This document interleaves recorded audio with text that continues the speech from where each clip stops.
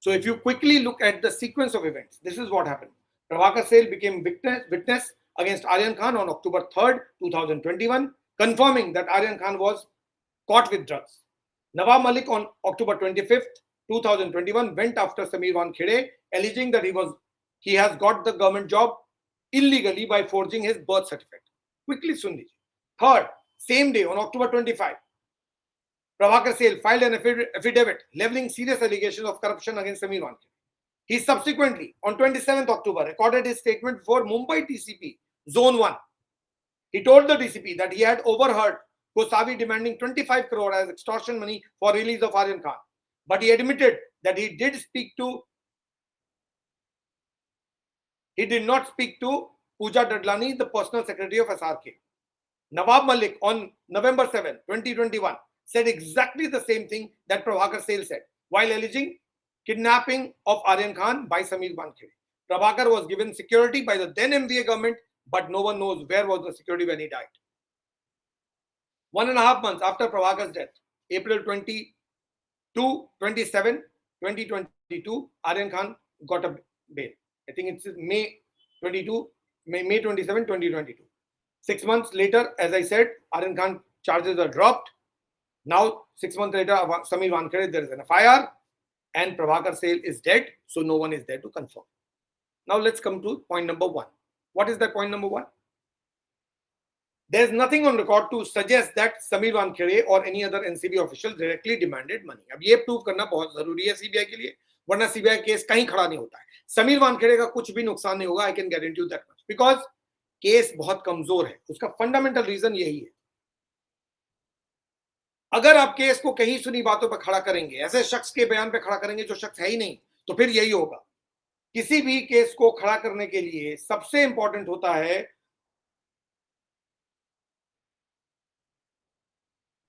That जिस चीज के बेसिस पे आप केस खड़ा कर रहे हैं वो आपका कॉन्क्रीट हो. तो आपने समीर वानखेड़े केस के खिलाफ जो केस एसआईटी ने, एनसीबी के एसआईटी ने बनाया है, या जो अब सीबीआई बना रही है, वो बेस्ड है on something that can not be proved. The man is not alive.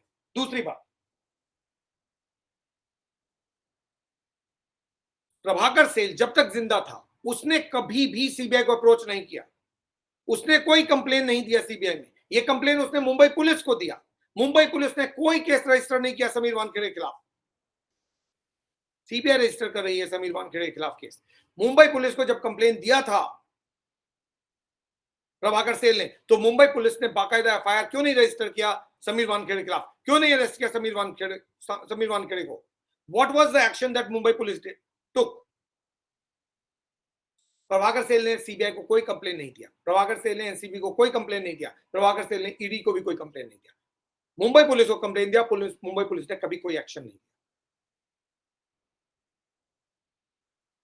FIR इसलिए फाइल किया गया क्योंकि मिस्टर शाहरुख खान किसी बड़े आदमी से मिले थे और उस बड़े आदमी ने कहा कि इसमें एक्शन लो, और इसलिए एक्शन हो गया.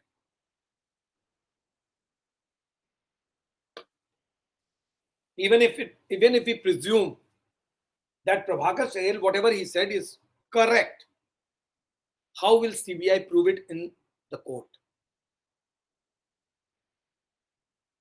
Even if we presume कि एक फोन कॉल एग्जिस्ट करता है जिस फोन कॉल में समीर वानखेड़े का नाम आता है और 8 करोड़ का जिक्र आता है, ये कैसे प्रूव होगा कि वो पैसा जिसका जिक्र किया जा रहा है उस फोन कॉल में वो वाकई समीर वानखेड़े ने डिमांड किया, या फिर वो कहानी केपी कोसावी और सैम डिसूजा ने खुद के फायदे के लिए बना ली? ये कैसे प्रूव होगा कि वाकई में समीर वानखेड़े के कहने पर ही उन्होंने डिमांड किया था? इसको कैसे प्रूव करेगी एनसीबी या सीबीआई?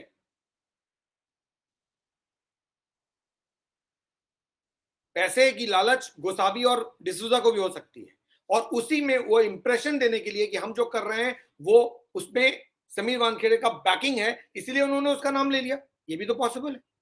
इस बात की गारंटी कैसे होगी कि नहीं समीर वानखेड़े ने बाकायदा बोला था? है कोई एविडेंस? है किसी ने कुछ देखा है? कोई कॉल रिकॉर्ड जो समीर वानखेड़े ने किसी के साथ किया हो, किसी को समीर वानखेड़े ने बोला हो, या किसी एनसीबी ऑफिसर ने किसी से बात की हो जहां पर पैसों की बात की हो? पैसों की बात किसने की? गोसावी ने. और किसने? डिसूजा ने. किससे? पूजा डडलानी से। सुना किसने? प्रभाकर सेल ने। प्रभाकर सेल कहां है? नहीं है। तो फिर समीर वानखेड़े ने तो कुछ किया ही नहीं, ना एनसीबी ऑफिसर ने किया। तो आप प्रूव कैसे करोगे कि इन लोगों ने पैसे डिमांड किए? एक भी कॉल नहीं है, एक भी कम्युनिकेशन नहीं है, एक भी मैसेज नहीं है, एक भी व्हाट्सएप चैट नहीं है। तो फिर how are you making such wild allegation? How is NCB believing it? For charges of extortion and bribe to be proved in a court of law, there has to be concrete proof of monetary transaction and money reaching the ultimate beneficiary against whom the case is being slapped. यानी आपको concrete evidence के साथ ये prove करना पड़ेगा कि पैसों का ट्रांजैक्शन उसी शख्स ने किया जिसको बेनिफिट होना था। In this case Sameer Wankhede and NCB officials, उनको बेनिफिट होना था और उन्हीं को पैसा गया। At the best Prabhakar Sail के स्टेटमेंट से लगता है शायद कोई टोकन अमाउंट गोसावी ने लिया था, जिसमें से कुछ पैसे लौटा दिए, लेकिन उस वक्त भी ये बात कही नहीं है कि मिस्टर समीर वानखेड़े ने पैसे लिए थे।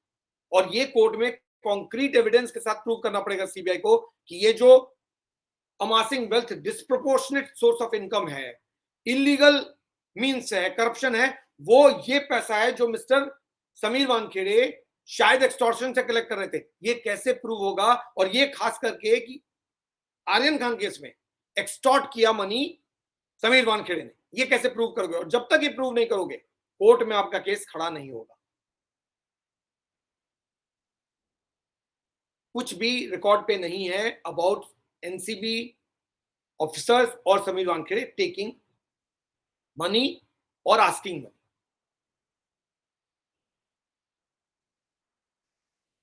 बहुत इंपॉर्टेंट चीज है, ये कहा जा रहा है कि ये जो डील है पूजा डडलानी, गोसावी और डिसूजा के बीच, ये 3 तारीख को यानी 2 तारीख को देर रात में हुई थी और इसमें ये डील हो गया था। अगर डील हो गया था तो लॉजिकली पैसों का ट्रांसफर होना चाहिए था और पैसे का एक टोकन अमाउंट ले लिया था गोसावी ने। अगर मान लेते 1 मिनट के लिए वो टोकन अमाउंट समीर वानखेड़े के कहने पे लिया गया था तो फिर तो आर्यन खान को छूट जाना चाहिए था, लेकिन आर्यन खान तो छूटा ही नहीं। तो न पैसे आए और पैसे आए तो आर्यन खान छूटा नहीं, आर्यन खान को बाकायदा अरेस्ट कर लिया गया।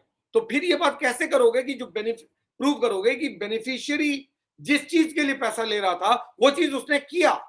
यानी आर्यन खान को छोड़ने के लिए पैसा लिया जा रहा था तो आर्यन खान को छोड़ा गया, आर्यन खान को नहीं छोड़ा गया। और एक कॉमन सेंस अप्लाई कीजिए, एक कॉमन सेंस अप्लाई कीजिए। 2 अक्टूबर को एक बार ये न्यूज आ गई कि आर्यन खान को डिटेन किया गया। सबसे पहले न्यूज आई थी बॉलीवुड के सेलेब को अरेस्ट किया गया है या डिटेन किया गया है, फिर पता चला किसी बड़े स्टार के बेटे को डिटेन किया गया और बाद में पता चला कि वो आर्यन खान को डिटेन किया गया। जब पूरी मीडिया पहुंच गई, पूरी दुनिया की पब्लिक देख रही है न्यूज, किस ऑफिसर की हिम्मत होगी कि वो छोड़ देगा किसी? किसकी हिम्मत होगी? पूरा मीडिया खड़ा है, पूरी दुनिया जानती है कि वो डिटेन हो गया और उसके बाद आप कह रहे हो कि केपी गोसावी और डिसूजा जाकर डील कर रहे थे पूजा डडलानी के साथ कि आर्यन खान को छोड़ देंगे। कैसे छोड़ देते? अगर छोड़ देते तो कब मीडिया बख्श देता आपको, पब्लिक बख्श देती? इतने हाई प्रोफाइल केस में किसी को नहीं छोड़ा जाता है। और बेनिफिट की बात तो तब होती जब समीर वानखेड़े ने बाकायदा और वाकई आर्यन खान को छोड़ दिया होता, लेकिन समीर वानखेड़े ने आर्यन खान को नहीं छोड़ा, बाकायदा केस बनाया, अरेस्ट किया और आर्यन खान को जेल जाना पड़ा।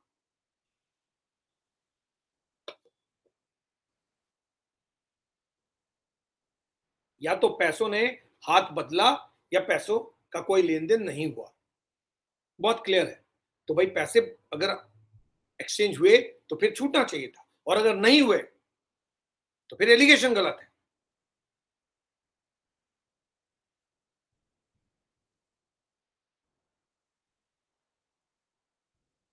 It is not clear that Pooja Dadlani और गोसावी और डिसूजा इनकी जो मीटिंग हुई उसको किसने ऑर्गेनाइज किया था? उसको पूजा डडलानी ने ये मीटिंग बुलाई थी या गोसावी और डिसूजा ने बुलाई थी ये कहां प्रूव हुआ है? ये किधर प्रूव हुआ? हो सकता है पूजा डडलानी ने बुलाया हो, और वो टोकन जिसके एक्सटॉर्शन की बात कर रहे हैं वो ऐसे ही पैसे दे दिए हो इन दोनों को और बदनाम कर दिया समीर वानखेड़े को। क्या ये नहीं हो सकता है?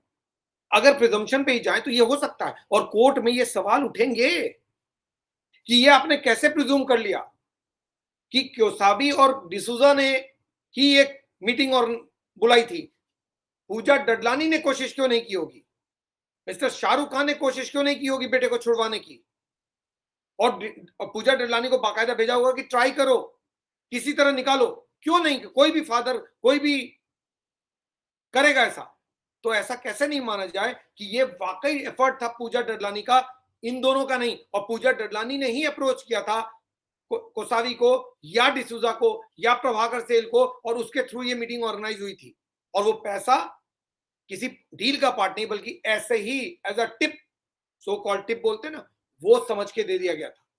क्यों नहीं हो सकता? और ये कोर्ट में इस बात का जवाब तो देना पड़ेगा, एसआईटी की स्पेशल इन्वेस्टिगेटिंग टीम को भी और सीबीआई को भी। ये डिफिकल्ट क्वेश्चन है, इनके बगैर जवाब दिए समीर वानखेड़े को टांगा नहीं जा सकता। This has to be proved in the court of law. एक और भी बात प्रूव करनी होगी। 2 महीने 10 दिन में केपी गोसावी को इतना भरोसा हो गया प्रभाकर सेल पे कि वो प्रभाकर सेल को लेके चला गया। ऐसा कोई करता है क्या? मतलब 2 महीने 10 दिन में अगर मान लीजिए गोसावी को डर्टी डीलिंग ही करना था, एक्सटॉर्शन की बात करनी थी, तो वो ऐसे शख्स को साथ में क्यों ले जाएगा जो उसके सिक्योरिटी में सिर्फ 2 महीने 10 दिन पहले आया है? इतना भरोसा कर लेगा 2 महीने 10 दिन के भीतर कि अपने इस डार्क डीलिंग में वो इसको ले जाएगा? कोई आदमी जो इस तरह का रेगुलर काम करता है, समीर वानखेड़े मान लेते हैं चैंपियन ऑफ करप्शन है 1 मिनट के लिए, तो समीर वानखेड़े जो चैंपियन ऑफ करप्शन है उसको तो पता होगा नए आदमी को नहीं ले जाना है, तो फिर गोसावी नए आदमी को क्यों ले गया या क्यों ले जाएगा? ये तो प्योर कहानी हो सकती है ना, वरना 22 जुलाई को इसने ज्वाइन किया और 2 अक्टूबर को गोसावी के साथ इस डर्टी डीलिंग 25 करोड़ के डीलिंग के लिए लेकर चला गया गोसावी प्रभाकर सेल को। ये कुछ हजम नहीं होती है। मैंने कहा ना, ये ऐसी मनोहर कहानी है ना जो डाइजेस्ट ही नहीं होती है। एक शख्स जो है ही नहीं दुनिया में, पूरी कहानी उसी के आसपास घुमा रहे हो आप, और मीडिया भी इस बात को इन्वेस्टिगेट नहीं कर रहा है। It's shocking. To probe and prosecute Sameer Wankhede and NCB officials, CBI will have to demonstrate beyond doubt that money did exchange hands. It was transacted and Mr. Sameer Wankhede was the beneficiary. He did receive money. ये कैसे prove करोगे? और अगर prove नहीं कर पाओगे, ये case कभी प्रूव नहीं होगा, ये फ्लैट गिरेगा अपने फेस पर कोर्ट के भीतर।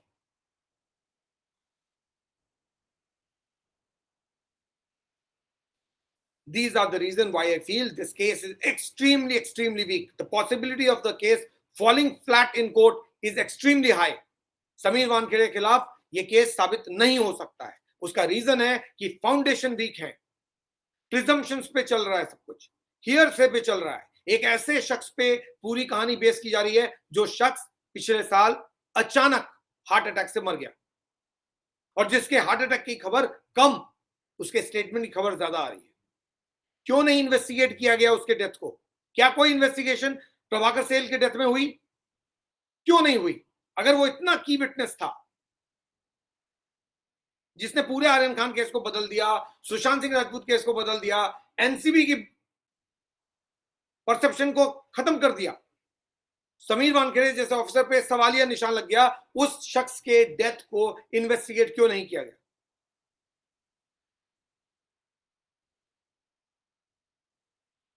अब कहा जा रहा है मीडिया रिपोर्ट्स के accordingly, this is my last point before I close, that there is a strong possibility of Mr. Sameer Wankhede getting arrested. Now, here's my small question. And with that question, I will close the session.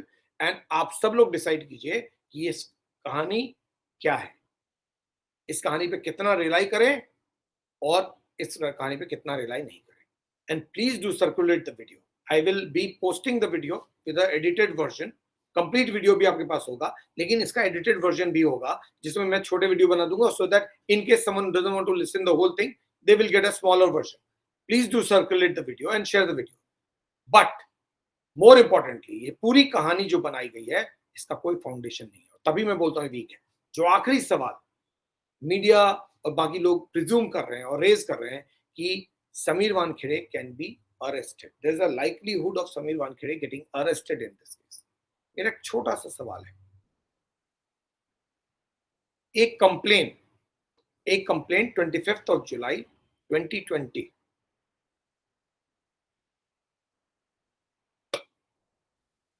को सुशांत सिंह राजपूत के father ने file की. उसमें उन्होंने कहा कि मेरे बेटे को मार दिया गया है. अबेटमेंट ऑफ सुसाइड का ये केस है और इस केस में रिया चक्रवर्ती प्राइम सस्पेक्ट. बाकायदा सीबीआई ने ही ये केस को रजिस्टर किया है. मैं जानना चाहता हूं कि उस केस में सीबीआई ने, जबकि एक formal complaint of abetment of suicide है और वो भी सुशांत सिंह राजपूत के फादर की फैमिली की, सीबीआई ने रिया चक्रवर्ती को क्यों नहीं अरेस्ट किया? व्हाई?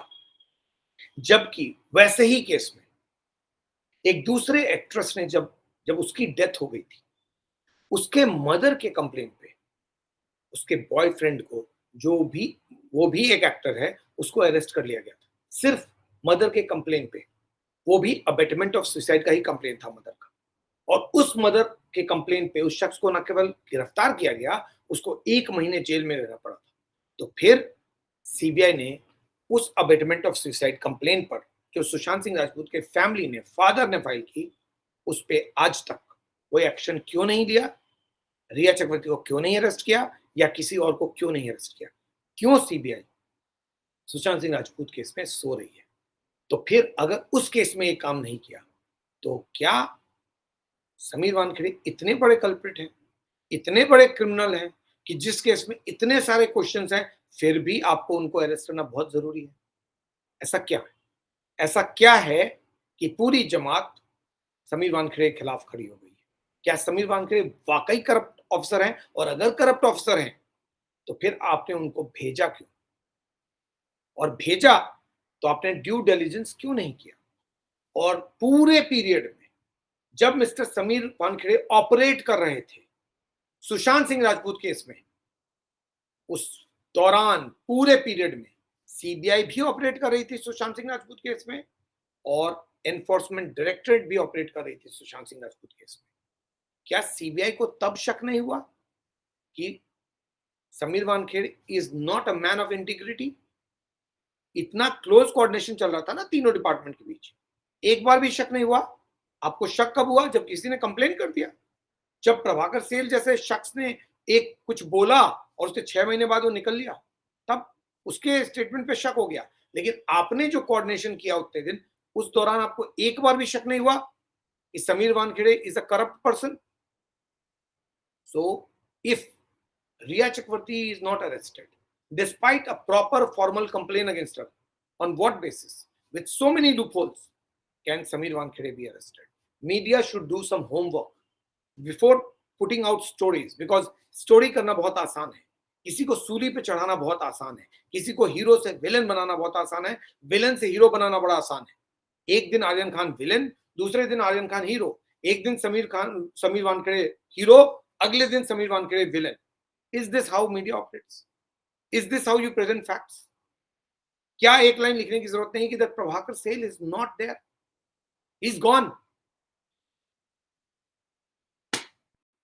सेंसेशनलाइजेशन के लिए न्यूज नहीं क्रिएट किया जाता है. न्यूज इसलिए क्रिएट किया जाता है ताकि आप कॉन्क्रीट लोगों को इंफॉर्मेशन दे सकें.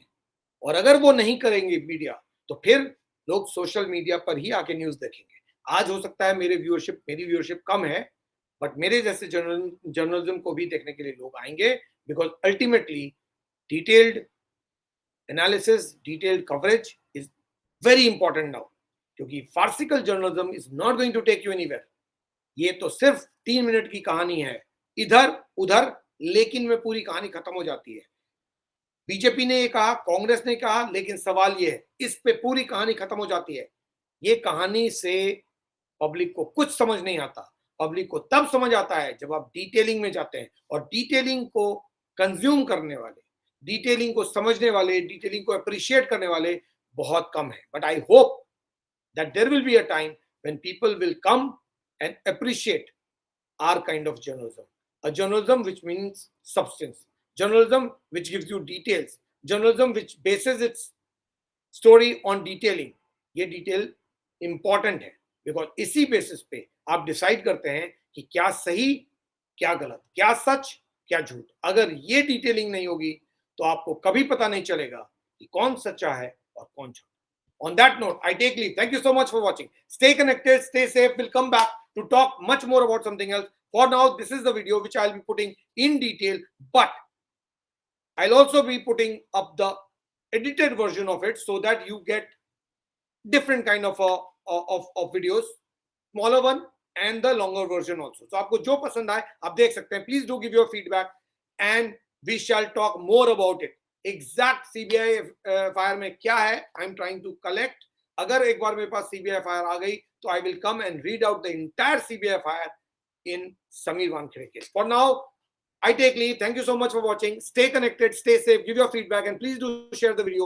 Take it to others, because I want you to promote my kind of journalism and take it to many more people. It will take time, but I still hope that my kind of journalism can also survive in this world of so-called publicity or sensational journalism.